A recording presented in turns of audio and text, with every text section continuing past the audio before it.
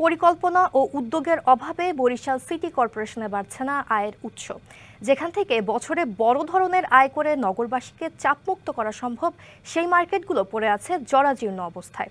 ব্যয় সামাল দিতে বিসিসি প্রতি বছর সাধারণ নগরবাসী ও ব্যবসায়ীদের ওপর বাড়িয়ে দিচ্ছে ভ্যাট ট্যাক্সের বোঝা। দাবি উঠেছে মার্কেটগুলো আধুনিকায়ন ও আয়ের পরিধি বাড়ানোর। বরিশাল পৌরসভা থেকে সিটি কর্পোরেশনে উন্নীত হবার পর ৫৮ বর্গ কিলোমিটার এলাকায় বিভিন্ন সময় ২৮টি বহুতল মার্কেট নির্মিত হয়েছে। মার্কেটগুলোতে ১৫০০-এরও বেশি ব্যবসায়ীর কাছে দোকান লিজ দিয়েছে বরিশাল সিটি কর্পোরেশন।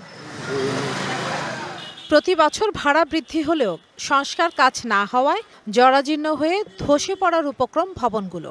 বিভিন্ন সময় যারাই মেয়রের দায়িত্ব পালন করেছেন তারা আয় বাড়াতে চাপ বাড়ান নগরবাসীর ওপর। কালার এক্সপার্ট, জর্জ স্যাপ এবং মাইল্ড অন হ্যান্ডস টেকনোলজি সমৃদ্ধ অরিক্স ক্রিস্টাল ওয়াশ আপনার মার্কেটে করার সময় যে গাড়ি পার্কিং এর যে ব্যবস্থাটা ছিল, গাড়ি পার্কিং এর ব্যবস্থাটা করে না। মার্কেটের কোনো উন্নয়নে কোনো সংস্কারের কাজকাম করে না। ভাড়া বাড়তেছে, সেই ক্ষেত্রে আমাদের সুবিধাগুলো বাড়তেছে না।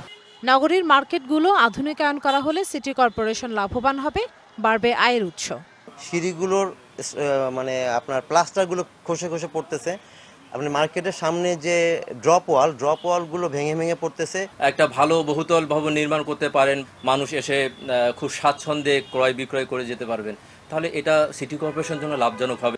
নগরবাসীর ওপর ক্রমাগত ভ্যাট ট্যাক্সের বাড়তি বোঝা না চাপিয়ে সিটি কর্তৃপক্ষকে নতুন আয়ের উৎস খুঁজে বের করার অনুরোধ স্থানীয়দের। বিভিন্নভাবে উপার্জন করা যায়, যেটা আয় আমরা বলতে পারি, সেটা মার্কেট তৈরি হইতে পারে, সেটা আরও অন্য বিভিন্ন ক্ষেত্র হতে পারে, তবেই সেটা সবার জন্য মঙ্গল হয়ে আসবে।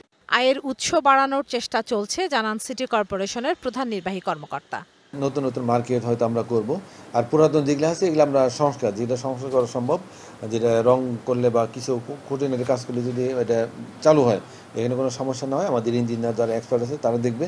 ২০০২ সালে সিটি কর্পোরেশনে উন্নীত হবার পর প্রতি বছরই ভ্যাট ট্যাক্স, ট্রেড লাইসেন্স, পরিকল্পনা, পানি, যানবাহন শাখা সহ বিভিন্ন খাতে টাকা বৃদ্ধি করেছে সেবাদানকারী এই প্রতিষ্ঠানটি।